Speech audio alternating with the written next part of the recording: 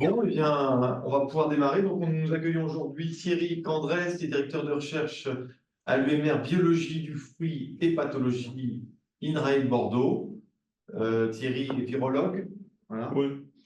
Et il va nous présenter le sujet qui a été en fait abordé dans une sous-action de Vitae, du WP1 de Vitae, sur la possibilité en fait d'étudier le virome des souches de Plasmopara viticola et en relation en fait avec leur agressivité, et de voir s'il y avait des liens entre la présence de certains virus et la virulence des souches.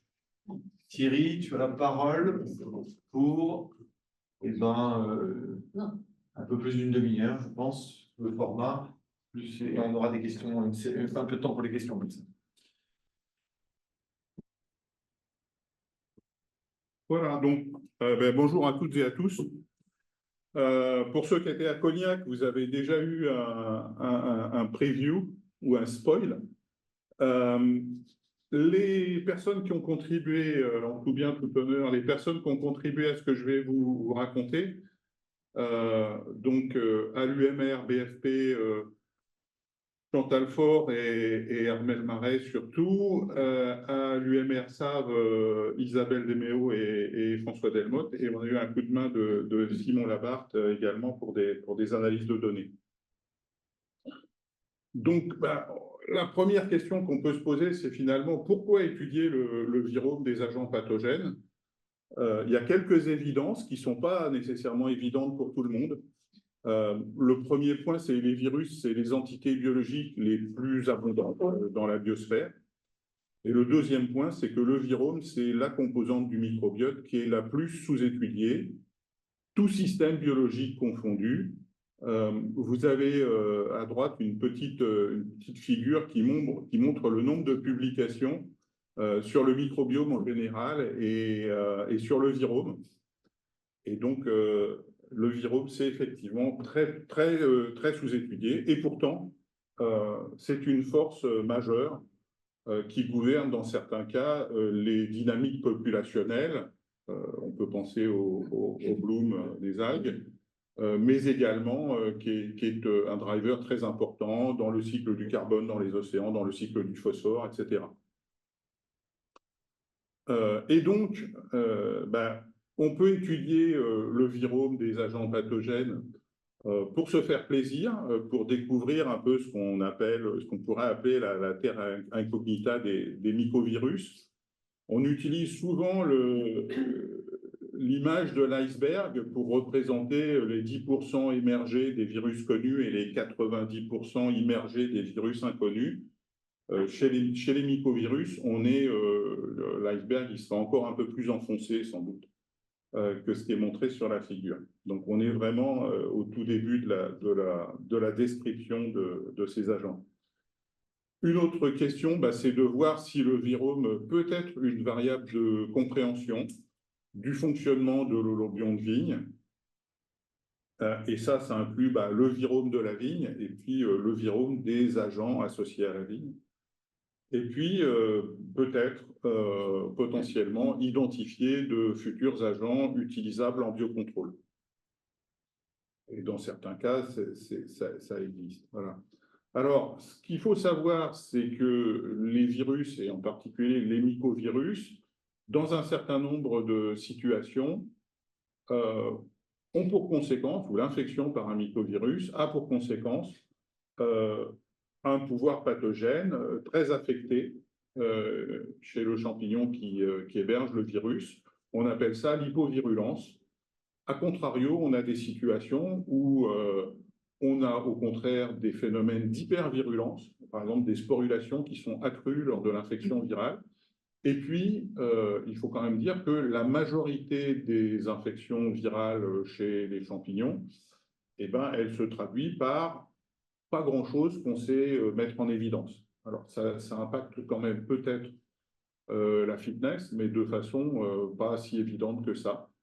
Donc, dans beaucoup de situations, les virus ont l'air d'être latents. Néanmoins, on a de plus en plus de publications, je vous en ai mis quelques-unes, où on a des microvirus qui impactent fortement le pouvoir pathogène, d'où l'idée voilà, s'interroger sur le virome des agents pathogènes de la vigne.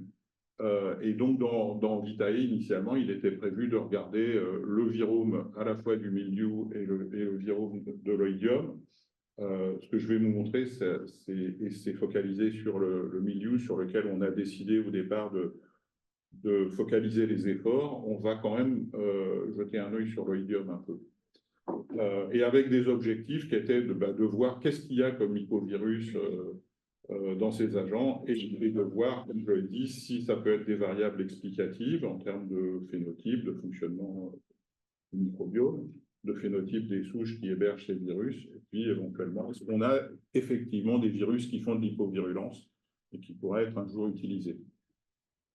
Donc pour ça, il faut des isolats de mildiou, donc ça c'est les collègues de Save.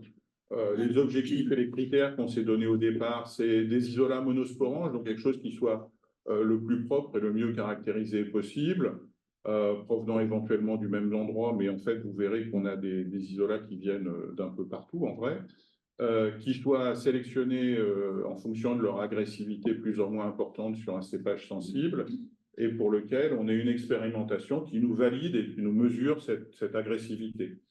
Et donc, au départ, on avait comme point d'entrée 2 très grosses manips réalisées à Save qui avaient caractérisé un certain nombre d'isolats monosporanges qui viennent pour une part de Vinave d'Ornon, donc là on est monocyte, et puis d'autres qui viennent de différents pays quand même. Donc on a une certaine variabilité, au moins en termes d'origine géographique. Et donc, à partir de là, il y a eu un très gros travail réalisé par Isabelle Deméo sur du phénotypage de ces différents isolats de mildiou sur des feuilles détachées produites en serre. Très gros travail avec une complexité pour arriver à avoir quelque chose de reproductible. Donc, au final, 3 expériences réalisées. Donc, je vous laisse mesurer le volume de travail. Sur 27 souches. Et vous voyez un peu la répartition. Ici, c'est la surface sporulante sur les disques foliaires. Et donc, vous voyez qu'on a à la fois un continuum et puis quand même une variabilité très importante. Alors, inter-expérience, c'est pour ça que vous avez en vert les moyennes, mais aussi inter-isolat, avec des isolats qui sporulent beaucoup et des isolats qui sporulent très peu. Et donc, c'est là-dessus qu'on a travaillé. Et donc, en parallèle à ce travail de phénotypage des isolats de mildiou, il y a eu production, inoculation de feuilles de vigne également, produites en serre, et récupération d'un ensemble mycélium et spores sur ces disques foliaires. Et validation d'un protocole d'extraction d'ARN totaux. Et on a commencé en faisant un pilote où on a séquencé 2 isolats avec un objectif qui était de voir finalement au départ quelle était la pureté de ce qu'on obtenait. Et donc, ça se fait en prenant les rides de séquençage au débit qu'on obtient et en allant les cartographier sur des génomes de référence. Et vous voyez que sur la vigne, finalement, on a eu extrêmement peu, on a moins de 0,1% de rides qui mappent sur le génome de la vigne. On avait en témoin un échantillon qui provenait du champ, du vignoble. Et donc là, c'était de la feuille de vigne en provenance du vignoble, dont on a extrait les ARN, et sur de la feuille de vigne provenant du vignoble, vous voyez qu'on récupère 70% de séquences de vigne, à comparer avec le moins de 0,1%. Plasmopara, 94-95% des lectures, 0,3% pour un échantillon provenant de parcelles. Et puis des chiffres très faibles, on a utilisé également Erysiphée, Botrytis, et une combinaison de Botrytis ceriacea, et vous voyez que les chiffres sont très faibles également. Et donc, Pardon. Et donc, la conclusion du pilote, c'est finalement, on a un processus qui marche bien, on est capable d'extraire des ARN de bonne qualité et qui sont très, très majoritairement, on n'est pas pur, mais on est très proche de quelque chose de pur avec des très faibles contaminations, que ce soit par la vigne ou par d'autres organismes. Et à partir de là, on a séquencé les 25 autres isolants. Alors, c'est très propre, mais ce n'est pas parfait. Et ce n'est pas parfait parce qu'on s'aperçoit, on s'aperçoit que selon les isolats qu'on a séquencés, on a encore, dans certains cas, un petit résiduel de rides qui correspondent, par exemple, à l'oïdium. Et ça vient sans doute du fait qu'on a des feuilles qui sont produites en serre, qui sont nettoyées, désinfectées avant inoculation, mais il peut rester des traces d'oïdium. Et vous verrez que ça complique un peu l'analyse des résultats au final. Donc c'est très faible comme contamination, mais elle existe dans certains cas. Et alors à partir de là, on a les jeux de données de séquence et donc on va chercher à identifier là-dedans des virus. Ça se fait en assemblant les données de séquence, les rides en contigue, et en annotant les contigues, et ça, on le fait en faisant des analyses BLAST contre GenBank. Donc, en fait, on assemble un transcriptome des souches de mildiou, et sur ce transcriptome des souches de mildiou, on va chercher quelles sont les séquences, quelles sont les contigues qui ont des homologies avec des virus connus. Vous en avez un exemple là. Et on voit, alors on voit la souris, vous voyez qu'on commence à voir un certain nombre de contigues qui, avec une probabilité qui est remarquable, ont des homologies avec des choses dans le GenBank qui sont des virus, qui sont identifiés comme des virus dans le GenBank. Et en particulier, on a à ce moment-là trouvé un grand nombre de trucs qui étaient annotés dans le GenBank, Plasmopara viticola, lésion associated, quelque chose, virus.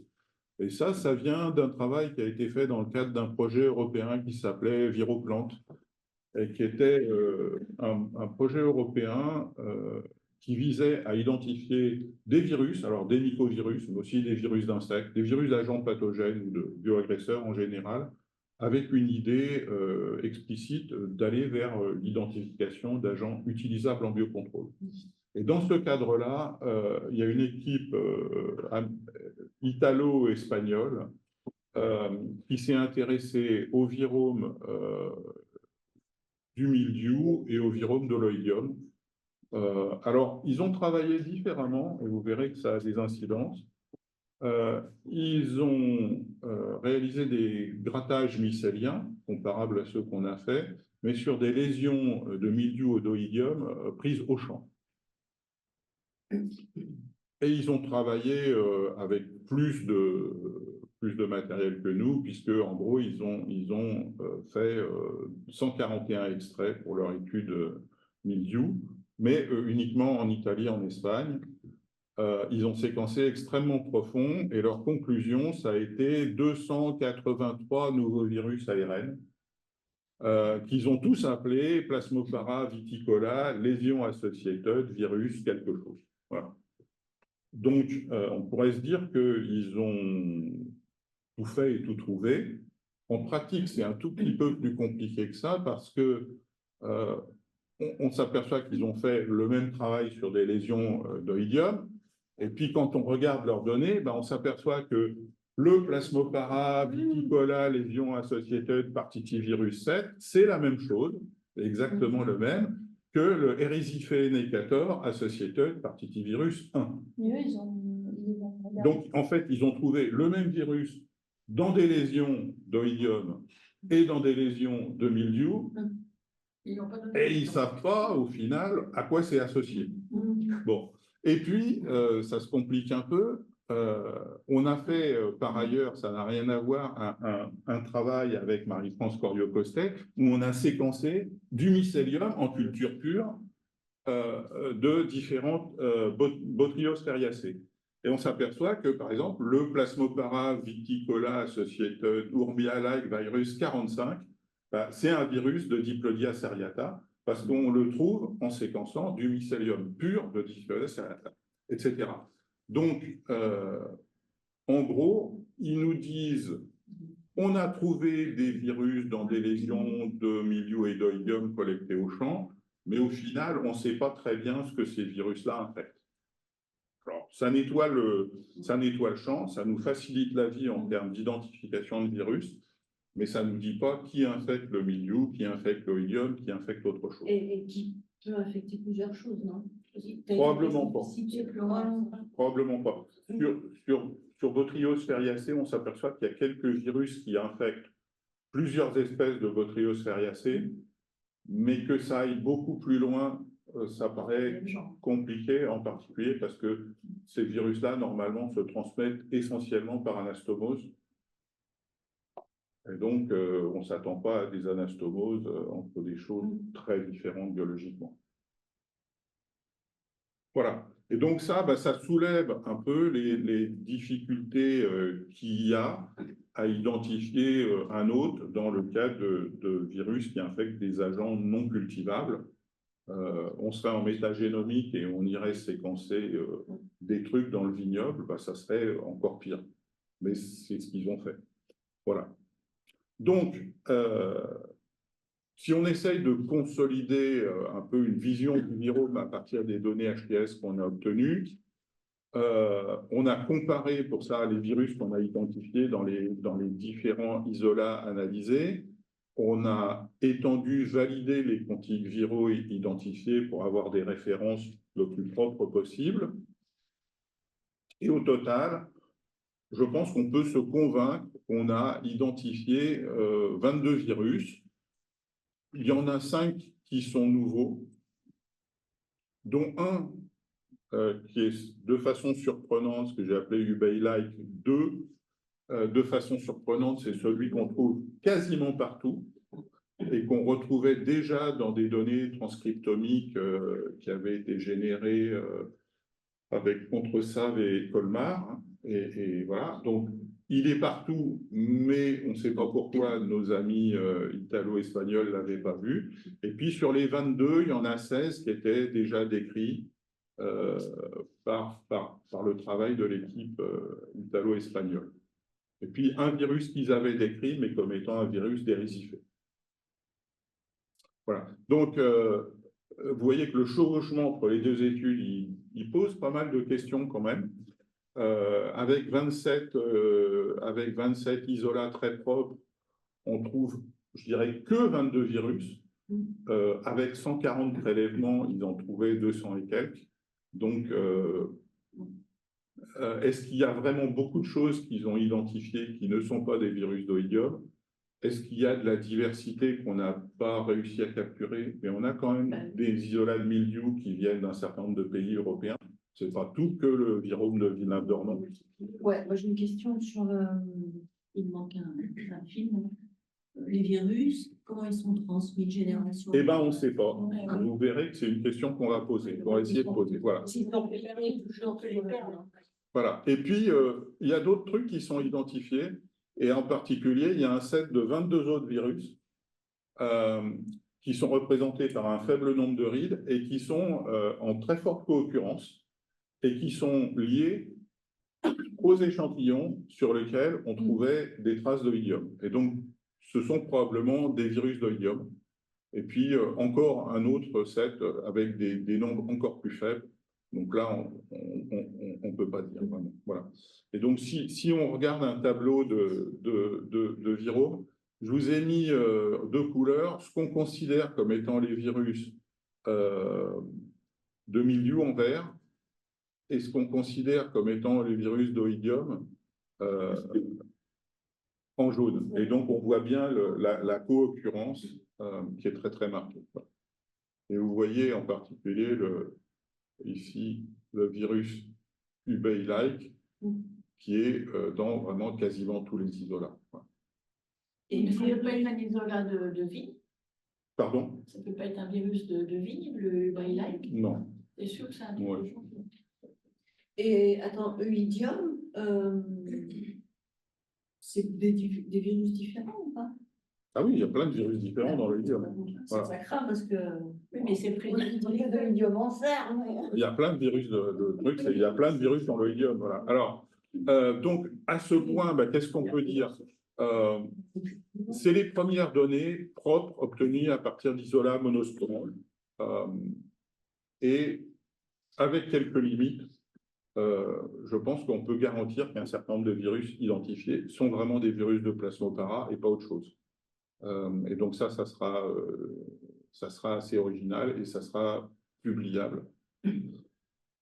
On a finalement pas beaucoup de virus nouveaux par rapport à ce qu'ils avaient décrit, mais seulement une faible fraction de ce qu'ils avaient décrit. Donc, est-ce qu'on a, comme je l'ai dit un peu, des limites dans le nombre d'isolats qu'on a testés? Est-ce que le virome qui est publié par cette équipe est très surévalué et contaminé? Il est contaminé.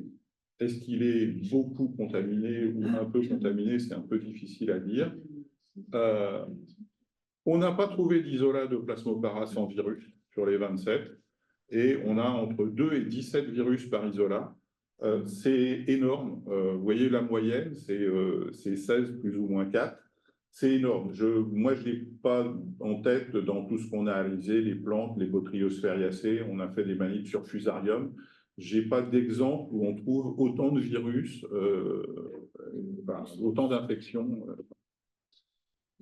Et on a quand même des prévalences importantes, puisque vous voyez qu'en gros, les virus qu'on a trouvés, ils sont entre 32 et 92% des... ils sont entre 32% et 92% de prévalence. Donc, c'est quelque chose de... Voilà. Très grande variabilité du virome entre les isolats. Sur les 27 isolats analysés, seuls 2 ont le même virome. Donc, c'est vraiment...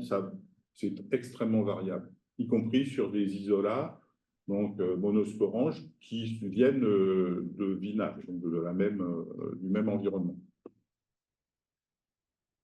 Si on essaye maintenant de faire un lien entre les virus et les isolats de mildiou, ça ressemble à ça. Très belle figure que nous a faite Simon. Ce qui est important, c'est de voir que finalement les nouveaux virus, ils sont soit avec une très faible prévalence, soit avec une prévalence extrêmement forte, donc pas de lien entre la prévalence et la nouveauté, en tout cas pas évident. Et puis, ce qu'on peut regarder, c'est que ici, les isolats de mildiou sont codés en fonction de l'agressivité mesurée au travers de la surface sporulente.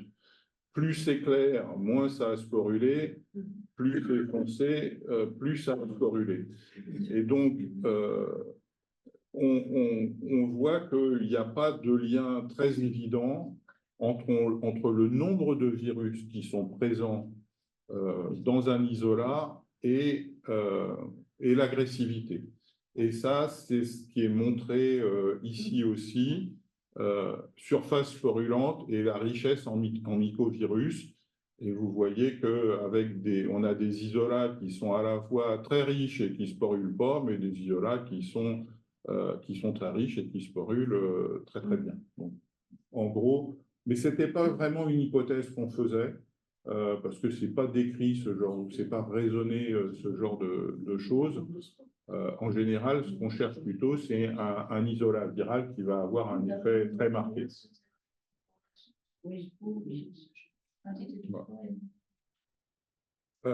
Juste, Thierry, Oui. je revois la figure en détail là. Oui. Normalement, sur les plasmoparavitypes, qui ont beaucoup de virus, ils sont en bas, et ceux qui en ont peu, ils sont en haut. Là, en plus de 9 rangées. Non, ils ne sont pas rangés comme ça. Parce que tu vois que c'est la largeur sur un graphique comme ça, c'est la largeur du trait qui ils sont pas classés par le nombre de virus. Non, mais de l'autre côté, ceux qui sont tout au-dessus. Les plasmoparas sont classés par le nombre de souches qu'ils infectent. Oui, mais les mildiou ne sont pas classés par le nombre de virus infectants. On les a classés comment alors? Je ne sais pas. Ils ne sont pas classés. Oui, ils ne sont pas classés. Ouais, Ils sont classés par rapport à Les nouveaux virus, a priori, ils sont quand même moins présents que les autres. Sauf celui-là, Sauf un, oui. sauf un. Et c'est le malade. Et donc ensuite, Simon a fait une deuxième analyse. Alors, c'est compliqué parce que finalement, on n'a pas beaucoup de points de référence. Et l'idée, c'est on regarde tous les isolats qui sont infectés par un virus et on regarde la distribution de la sporulation entre tous ces isolats. Mais on n'a pas de contrôle qui n'a rien. Et donc, globalement, vous voyez que pour quasiment tous les isolats, on a une distribution très large entre des isolats qui sporulent énormément et des isolats qui sporulent très peu. Et donc, une première conclusion pourrait être que l'isolat en question n'a pas un gros impact ou n'a pas d'impact sur la sporulation. Alors, on pourrait s'interroger sur un isolat comme ça, un virus comme ça, où on a une distribution plus étroite et une moyenne qui est un peu plus basse. Mais en première approche, on n'identifie pas un effet très fort qui se verrait dans toutes les situations, quel que soit l'isolat de mildiou, quelles que soient les autres composantes du virus. Parce qu'on sait que dans certains cas, l'impact d'un virus va être conditionné par la présence d'autres virus. En haut, c'est quoi? C'est le nombre d'isolats attaqués? En haut, c'est le nombre de virus qui sont présents. C'est le nombre de virus qui sont présents dans l'isolat en question. Non, c'est le nombre de mildiou, d'isolats de mildiou qui contiennent ce virus-là. Voilà. C'est pour ça que là, il n'y a pas d'écart type, parce qu'en gros, il n'y a qu'une seule valeur. Et c'est intéressant de savoir, par exemple, tu en as 3, là, c'est des nouveaux. Ah oui, qui n'attaquent qu'une souche. Oui. Ouais. Voilà.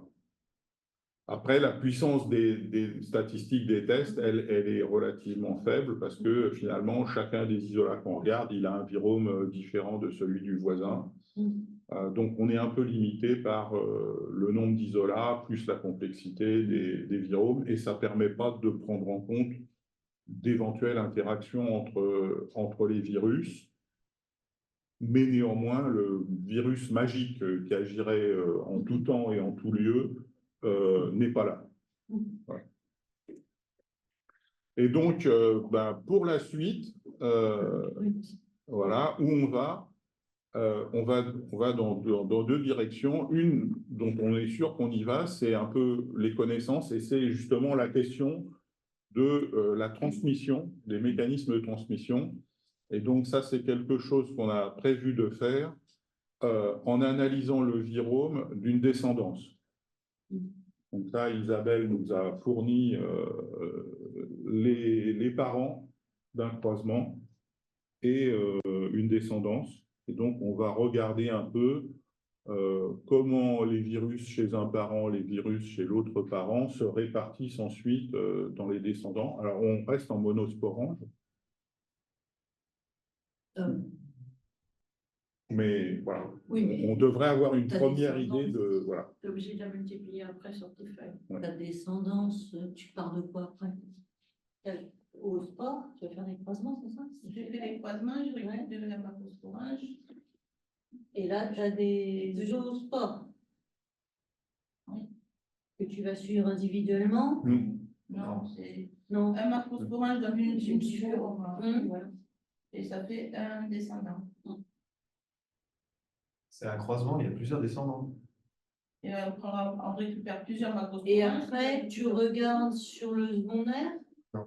Ah, ça c'est intéressant. Ça devient compliqué. Voilà.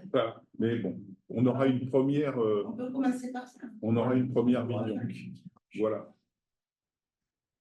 Et donc, deuxième question, au plan du microbiome et du biocontrôle, la question en particulier biocontrôle, c'est si on veut, voilà, on n'a pas trouvé le truc magique, donc il faudrait, si on veut tenter d'identifier des virus qui donnent de façon consistante un phénotype d'hypovirulence, il faudrait sans doute repartir sur des nouveaux isolats de mildiou Il y a des pistes, des isolats qui seraient choisis dans des sites où on a des attaques très faibles, des isolats qui auraient été choisis pour montrer une très faible pathogénicité, et éventuellement des isolats nord-américains. On avait caressé l'idée à un moment donné d'avoir accès à des isolats nord-américains pour regarder quelle est la diversité. On sait que la diversité du milieu, elle est plus importante. Donc, à un moment donné, peut se pencher sur une diversité virale qui pourrait être, elle aussi, plus importante aux États-Unis ou dans l'Amérique du Nord. Pour le moment, c'est des idées et ce n'est pas des plans. Voilà. Parce qu'en fait, on sera, quand on aura analysé la descendance, on passera juste pour avoir une première idée, on passera quelques isolats d'oïdium et on sera au bout du petit budget qu'on avait dans Vitae. Voilà. Et alors, vous ne regardez pas la transmission dans la multiplication qu'on a.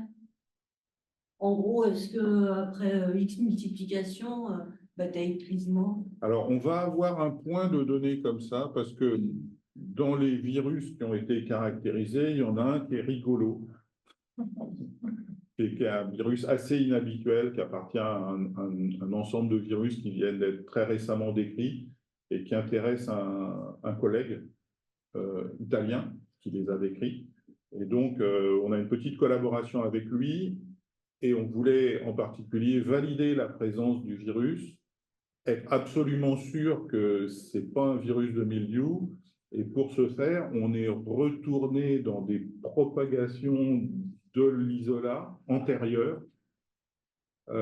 Et donc, on va suivre, on a une propagation qui doit dater de 3-4 ans avant, une propagation 2 ans, et donc on va voir si le virus il s'est maintenu au moins sur la période dans cet isolat.